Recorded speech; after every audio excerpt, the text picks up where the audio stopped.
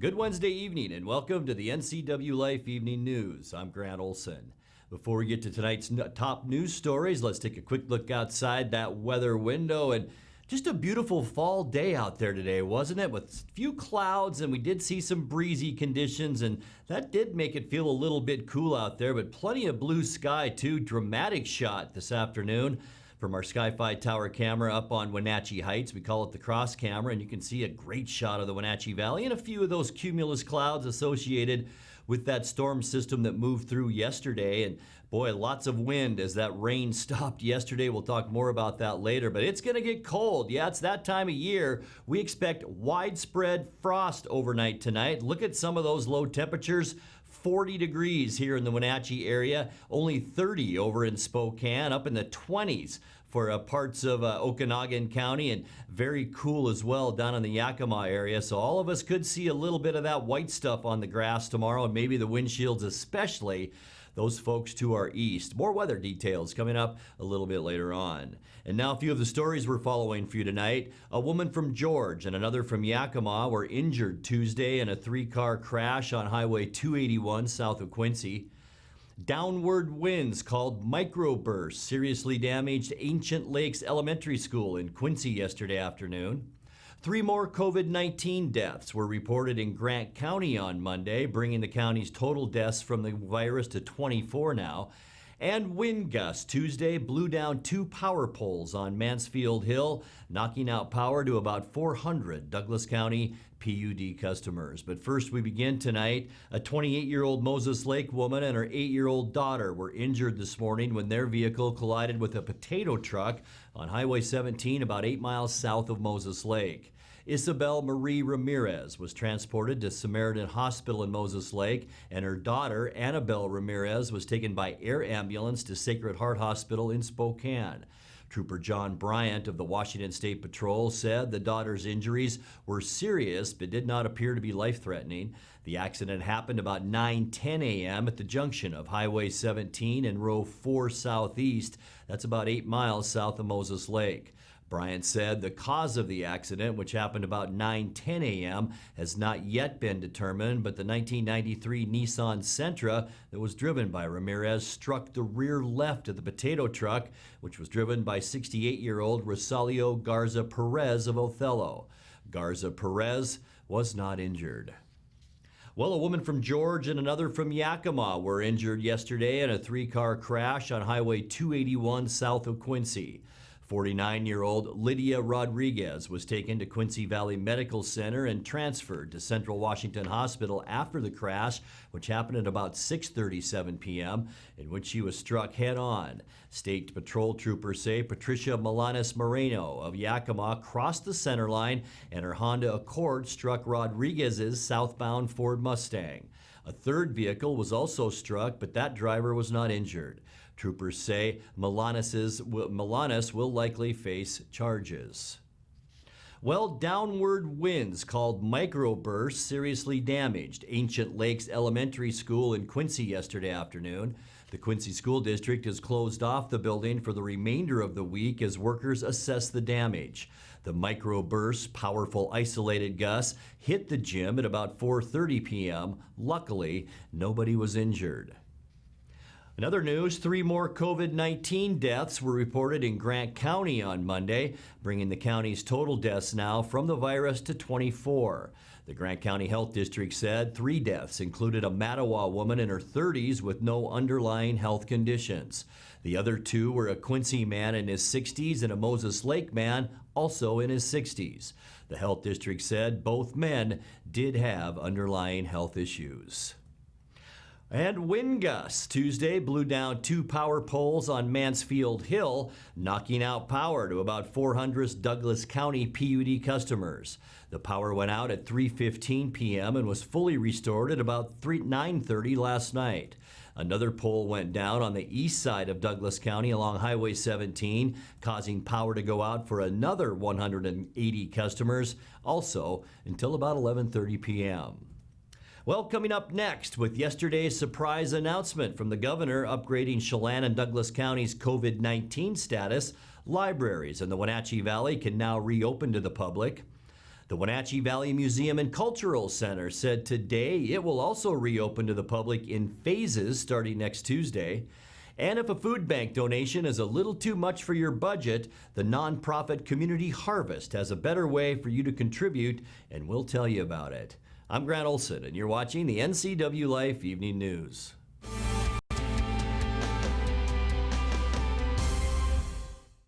I have fiber at home because it allows me to do a great job in my profession. It allows me to learn things that I need to learn at home. It allows my kids to hopefully one day be able to be educated because of what they learned online and what they learned from their teachers. And it allows us to have fun too as a family. And we're able to do a lot of things because of fiber internet. I'm Rudy, and my family learns with fiber.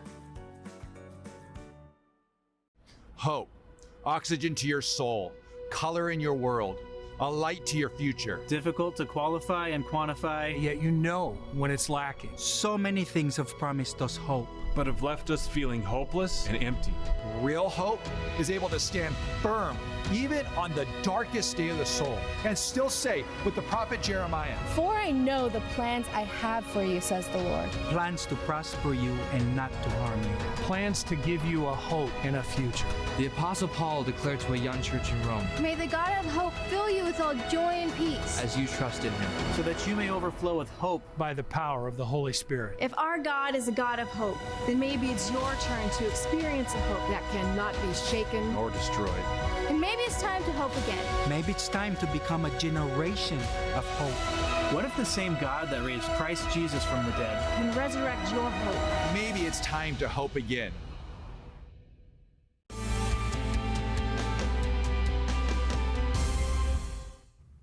Welcome back. In another news, with yesterday's surprise announcement from the governor upgrading Chelan and Douglas County's COVID-19 status, libraries in the Wenatchee Valley can now reopen to the public, and they plan to do so starting November 2nd. Like others in North Central Washington Library system, local branches will only be able to host visitors at a 25% occupancy rate, and facial masks will be required. The libraries plan to continue services they've offered during the pandemic, like online ordering, curbside pickup, and virtual public programs will continue. The Wenatchee Valley Museum and Cultural Center said today it will reopen to the public in phases starting next Tuesday. Enrolled museum members can return to view the main exhibit and gift shop beginning that day, and on November 3rd, all galleries throughout the museum will open to the general public. Like other centers, the museum can only offer 25% capacity with pandemic safety measures in place, but it will be open Tuesdays through Saturdays. The new featured exhibit starting this month is called Raising Our Voice, celebrating the centennial of women's suffrage here in the United States.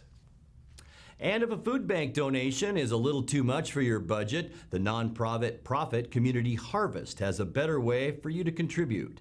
The Upper Valley Charity is hosting an apple glean this Saturday in Cashmere. That's a harvest party that collects otherwise neglected fruit for those in need. Community Harvest has conducted similar produce gleans in the past. This one starts at 10 a.m. on Ringsrood Lane in Cashmere. You can sign up for the Big Apple Glean through the group's Facebook page.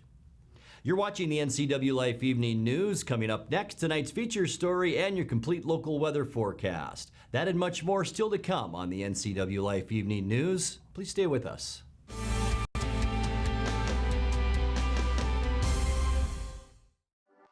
As the sun sets on another hot summer, let the experts at Blue Lagoon Pool and Spa winterize and close your pool. Closing your swimming pool is the most important service to get right. Letting the professionals from Blue Lagoon Pool and Spa close your pool will ensure that you won't cost yourself thousands of dollars in damage next year. Want to save a little money? Consider dropping the water level yourself and save. Don't wait. Blue Lagoon's pool closing schedule is filling up quickly. Call today. It's estimated that 1/3 of Americans do not have a financial plan. At D.A. Davidson, their advisors are working to change that because they understand the importance of planning for the future. At D.A. Davidson, they believe in partnering together to build a strategy tailored to your needs. They spend the time and have the knowledge to help keep your financial future on track. Let D.A. Davidson Financial Advisors of Wenatchee put the strength of advice to work for you.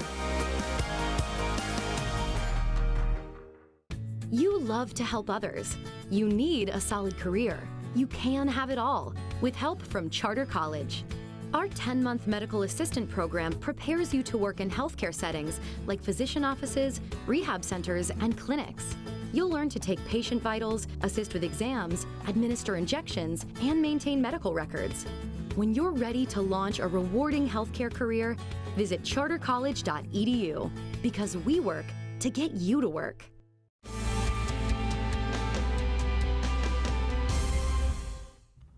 Welcome back to the NCWLIFE Evening News. Well, with so many big wildfires burning across Washington this summer, it was easy to miss a relatively small fire outside Spokane back in August. But that fire came close to destroying a key survival training facility at Fairchild Air Force Base.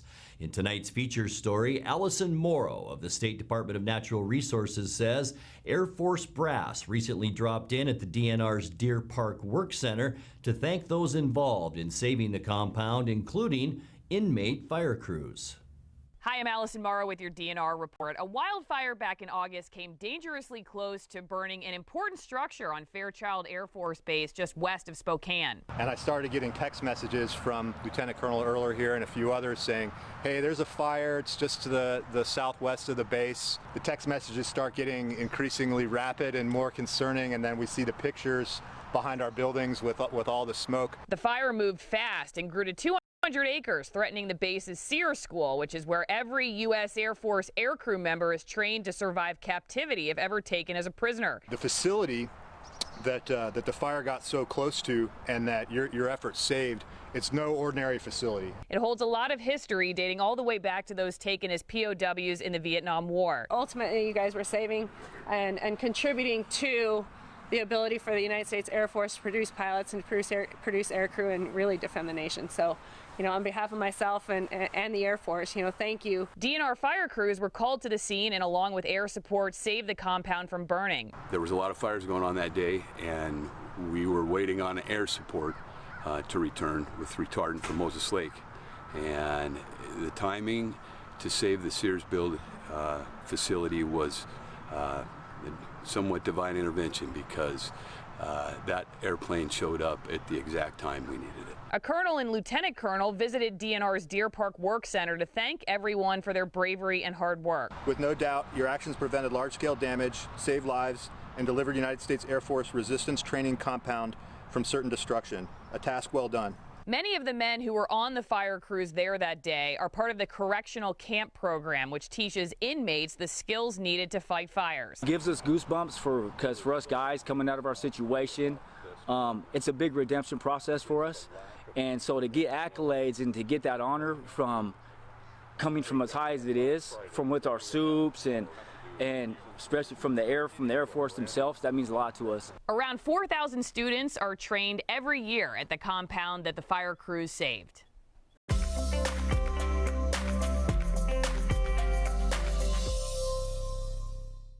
All right, time now to take a look at your North Central Washington weather forecast. And as we always do, let's first take a look outside our weather window from this afternoon. Doesn't get any more beautiful than that, does it? A beautiful fall day here in the Wenatchee Valley as we look down from our Sky-Fi tower camera up on Wenatchee Heights. We call it the cross camera. You can see just a few clouds out there today. It really didn't matter a whole lot. We did see a kind of a pesky breeze, though, that did make it feel a little bit chilly out there today. But temperatures weren't all that bad today. We did see a high temperature unofficially at 61. That's about where we should be for this time of year. 45 was our overnight low. 42 is normal. Record high way back in 1961. It was 77 degrees for the high. 1969, the year for our record low at 25 degrees. We did pick up a few sprinkles after midnight. Didn't amount to a whole bunch, so a trace of precipitation. And we stay at 3.89 inches now precipitation for the year. Sunrise 7:19 and the sun will set tonight at 6:14. As we get into the later part of our week now for your Thursday forecast, the good news about tomorrow, temperatures aren't going to change that much. much, but we aren't going to see hardly any wind on our Thursday. Lots of sunshine, 62s all over the board. Moses Lake, Ephrata, Quincy, Eniat, Chelan, all of us 62 degrees. Lake Wenatchee tomorrow, the cool spot at 55. Surface loop time, and tonight we will see less wind. You notice the red areas, that's usually describes a lot of wind. We're more in the gold color tonight, so just a breeze overnight tonight. Mostly clear skies. It will be cool once again. We talked about that. Frost is a factor, or could be a factor overnight tonight for almost all of us. As we get into Thursday, mostly sunny skies, a little ridge of high pressure up and over us, but look also what happens. We are going to get windy once again tomorrow. We're going to see winds out of the northwest 10 to 20 miles an hour for our Thursday. By the time we get to Friday, it's going to warm up. A slow moving warm front will slide through Friday, and we could see temperatures approaching 70 degrees in some locations before we really cool down again on Saturday. We could see about a 20% chance for mainly evening showers on Saturday. This area of low pressure is bringing a lot of that cooler air down into Washington State, so we expect a very cool weekend ahead. Partly cloudy, unseasonably cool on Sunday, maybe a few lingering showers in western Washington, but look at that. That's green color. That means 50s for high temperatures, and look at the Arctic air that's beginning to move down into the central U.S. We'll show you that here in a second again. For Monday, partly cloudy, temperatures near normal. Here comes that cold air all down from Canada. That's going to keep most of Montana next week only in the 20s for high temperatures. By the time we get into Tuesday here back in north central Washington, a pretty darn nice day. Mostly sunny skies. We'll call it a seasonal fall day with high temperatures mainly on Tuesday, upper 50s to near 60 degrees. Let's take a look now at your Patriot Plumbing, Heating and Cooling 7-day forecast. There's that cool overnight low tonight of 40, 58 for Thursday. Partly cloudy, kind of breezy for Friday, so keep that in mind, but warm too. And then we begin that cool down beginning this weekend. 62 on Saturday, only 59 the high temperature on Sunday, and we'll stay about 60 degrees as we get into the early part of next week for both Monday and Tuesday. And that's a look at your local weather forecast. Coming up next, tonight's sports report with Eric Granstrom and more as the NCWLIFE Evening News continues right after this.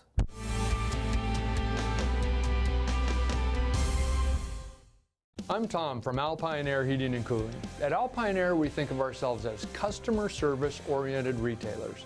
When you make an appointment, please visit our store, meet our people, see our shop.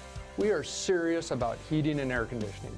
Carrier and Alpine Air are offering huge factory rebates and financing options for all your needs. Turn to the experts at Carrier and Alpine Air. Call for your free replacement estimate. Heat and air, call Alpine Air, 662-6846. Mary Maids of Wenatchee has been professionally cleaning and sanitizing homes and businesses in north central Washington since 1998. Mary Maids uses commercial-grade cleaners and viricides. Mary Maids has implemented additional safety and sanitation protocols. They are strictly following CDC guidelines for the safety of their clients and employees. For expert help with cleaning and sanitizing your home or business, call or look up Mary Maids of Wenatchee to schedule your free estimate today.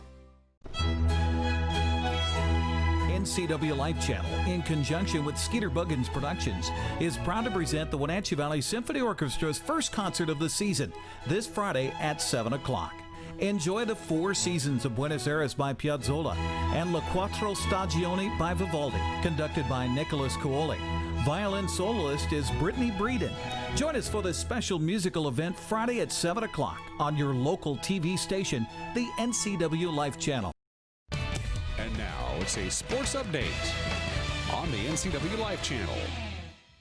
Have you been thinking it's Thursday all day? I don't know, I'm off a day. Happy Wednesday, everybody. The Tampa Bay Rays are a game away from its first World Series appearance since 2008 after a 5-2 win over Houston last night.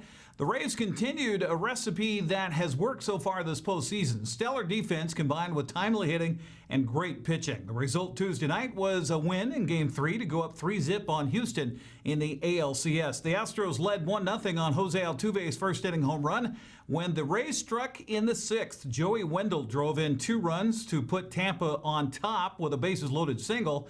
Willie Adams was hit by a pitch to score another run, and then Hunter Renfroe capped the 5-run inning with a 2-run double. Ryan Yarbrough pitched 5 innings for the victory, allowing 2 runs on 3 hits with 5 strikeouts. Tampa Bay's bullpen took care of it from there, using 5 pitchers to hold Houston scoreless on 4 hits with 4 strikeouts. Rays go for the sweep tonight when Tyler Glasnow faces Zach Greinke. That game right now on TBS. Well, meanwhile, Atlanta owns a 2-zip lead in the NLCS with last night's 8-7 win over Los Angeles, despite a furious comeback attempt by the Dodgers in the bottom of the 9th. Trailing 9-3, the Dodgers scored 4 runs in its final frame on an RBI double by Corey Seager, Max Muncy's 2-run home run, and an RBI triple by Cody Bellinger.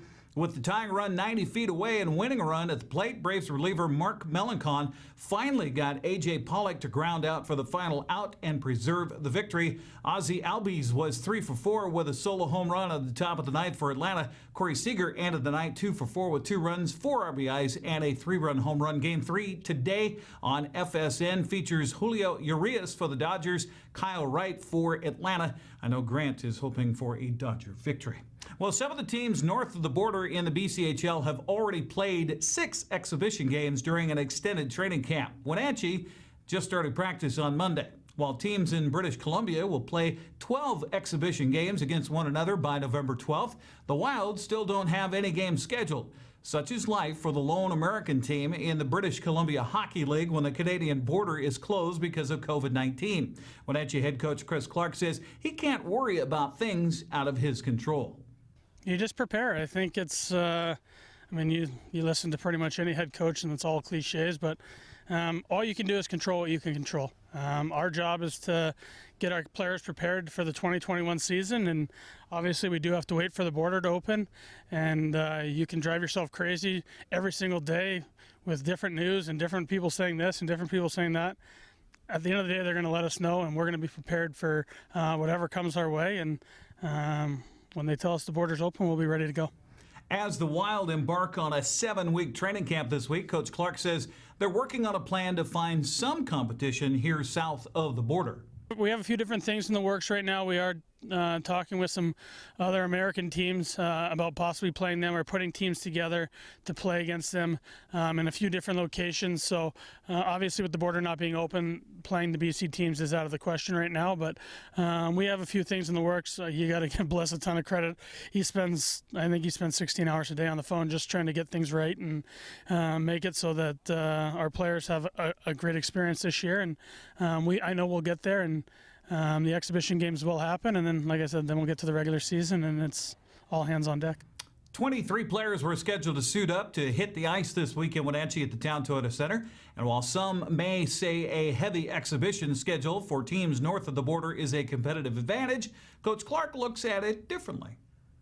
Yeah, no, I can't worry about what every other team is doing. They've started exhibition games. I mean, some people would say, well, then they have a greater chance of getting injured because they're playing games. No matter what, nobody's starting until December 4th. So we'll be ready when the puck drops on December 4th. And again, all we can control is what we can control, and that's it. We're going to put a good 7 weeks in, and we'll have our guys prepared. And when that puck drops on December 4th, we'll be ready to go. Now, as Clark, you mentioned there, the BCHL regular season is set to begin December 4th. He says while border closures and COVID restrictions are out of his control, the organization is still developing young players and are still in need of host families. We are still looking for some quality billet homes, so if you have an open room in your house or you know somebody that you think might be a good fit, please give us a call, 888-7825. Even if you just want to talk about it. We spend all season continuing to recruit because things happen and kids come in, so we're always looking for more families. So if you do know anybody or you yourself are a good fit or have even the slightest bit of interest, please give us a call and ask for myself or Kyle Brody, and we'd love to talk to you. Now, that number to call if you could help as a billet family, again, is 509-888-7825. Now, speaking of the Wild, Hockey Night kicks off our sports week on the NCWLIFE channel tomorrow night. Tomorrow night's game features the Penticton V's and Wenatchee Wild from November 9th of last year. Arch Ecker with a play-by-play at 7 o'clock. Now, we're switching things up on Friday night there. You see, no sports. Instead, we'll be featuring the Wenatchee Valley Symphony Orchestra's first performance of the season. That'll be at 7 o'clock on Friday. Then at 9, we'll re-air the dramatic story of the rescue rescue efforts to save a little girl who fell through the ice in Rock Island called Saving Rihanna. So be sure and tune in for that. Then back to sports on Saturday. Wenatchee and Moses Lake volleyball at 2 o'clock. Then at 6 we'll re-air racing from July at Wenatchee Valley Super Oval. It's North Valley Mechanical Night. It's all right here on your local TV station, the NCWLIFE channel. That's a look at sports news. I'm Eric Grandstrom. Grant, back to you. Thank you very much, Eric, and go Dodgers. Well, as we leave you tonight, if you ever wanted to know the names of plants at Omi Gardens County Park, now's your chance. This Saturday, October 17th, Omi Garden Director Jason Browning, along with the Dirt Diva Bonnie Orr, will host a plant identification tour of the grounds. Browning and Orr will also give a short history on the gardens, which were created by the Omi family starting back in 1929. The plant identification event will begin at 10 a.m. and should take about 2 hours. Entrance to the gardens will be free for the event, which will begin at the garden entrance. Of course, the gardens have been closed this past season due to construction of a new ticket office and meeting center, as well as the coronavirus pandemic. Browning says he expects the gardens to reopen on April 15th of 2021. Now let's check in with Dan Kuntz for a look at what's coming up tomorrow morning on Wake Up Wenatchee Valley. Dan? Thanks, Grant. Join me from Health Alliance Northwest. It's that time of the year again for you folks who want to enroll in Medicare. It's time to make some decisions. Jessica will walk you through that from Health Alliance Northwest. Also, we'll have the latest news. We'll have sports, the obscure holiday today in history. Everybody's entitled to Mike Magnotti's opinion, and some celebrity birthdays as well. Start your day live and local. Wake Up Wenatchee Valley. We'll see you at 7 a.m. tomorrow morning. Grant, back to you. A quick reminder before we go, too, we talked about this earlier. If you have delicate foliage out in your yard, especially folks in the eastern part of our viewing area, you might want to cover them up tonight. Look at some of these overnight low temperatures. Frost widespread across central and eastern Washington overnight tonight. We are talking some very chilly temperatures in the 20s up in the Okanagan County area, and also cool around Spokane at only 30 degrees. We'll be about 40 in Wenatchee, so don't be surprised if you see a little bit of that white stuff on your lawn and your windshields in the morning. And that's going to do it for our newscast tonight. For more on these stories and other news from around north central Washington, you can find us on Facebook or our website at ncwlife.com. And remember, if you see news happening, we'd like to hear from you. You can send us an email at news@ncwlife.com or just give us a call at 888-NCWL. That's 888-6295. I'm Grant Olson. Thanks for joining us. Have a great night.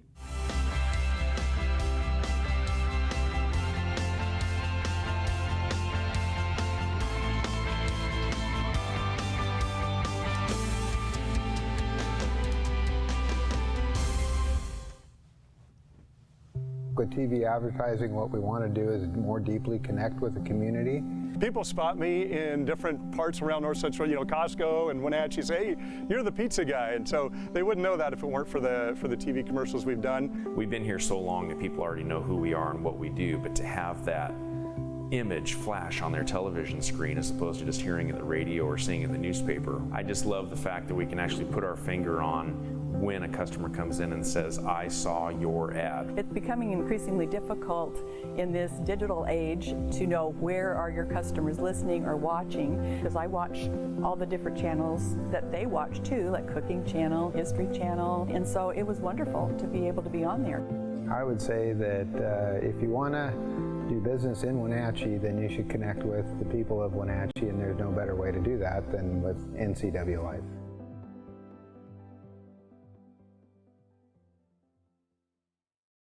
Hey everyone, Fletcher and Amy Ellingson here from Live It Up. Join us every week as we answer your questions on health, wealth, and relationships. We're all about you creating a life that you love, so tune in to Live It Up. The NCWLIFE channel is your home for local news, local weather, and events including live local high school sports. Watch inspiring local shows featuring local people. Don't miss Wake Up Wenatchee Valley. Let's learn. Guada TV. Street Talk and Other Stuff. The 12th District. Life with Lisa. And the Arbiter of Stoke. NCWLIFE channel is your local TV station. In a world afraid of technology, one man, one show. will bring you the newest innovations that may just change your life. This summer, Ray McNeil, and your Weekly Tech Update is your Weekly Tech Update with Ray McNeil.